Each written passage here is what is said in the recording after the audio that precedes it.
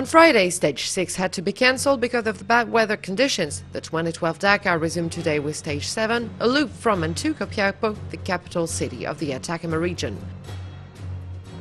The competitors were to face a 419-kilometer ride in one of the world's driest areas. On their way, plenty of difficulties, in particular the Camanchaca, a typical local fog. In the bike section, France's Cyril Desprez still led the overall standing this morning. He was the first to go. However, at the first checkpoint of the day, he was only the third fastest, 14 seconds from the provisional leader, Spain's Marcoma. Francisco Lopez was second. The Chilean crashed a little further away. He managed to get back on his wheels, maybe not in the best form ever. In fact, this incident made him lose a lot of time along the special. Another underdog saw his luck leave him during the stage. At kilometer 289, Joan Barreda-Bot went southeast instead of southwest. What a shame, the Spaniard was then second. This mistake took away his chance to win the stage. In the KTM mano a mano between Marcoma and Cyril Desprez, the Spaniard had the advantage today. He overpowered the competition, all 419 kilometers long.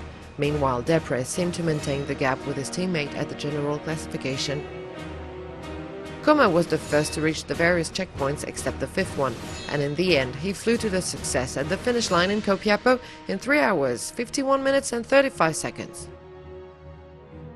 No change at the overall standing. Cyril Desprez is still the leader, but the Frenchman knows he'd better pay attention to avoid a comeback from the Catalan. The gap between the two KTM riders is down to 7 minutes and 48 seconds.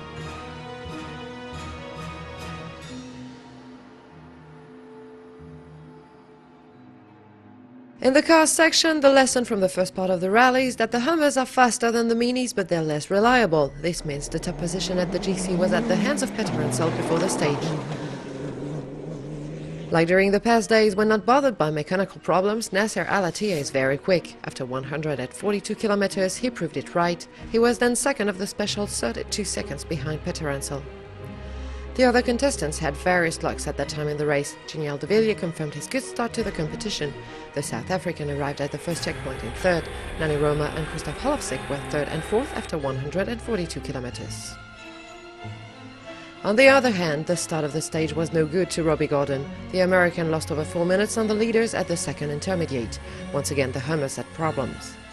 But as the race continued, Robbie Gordon gleaned seconds, then minutes. At checkpoint 8, the American progressed to the third best time in 2 hours, 39 minutes and 42 seconds.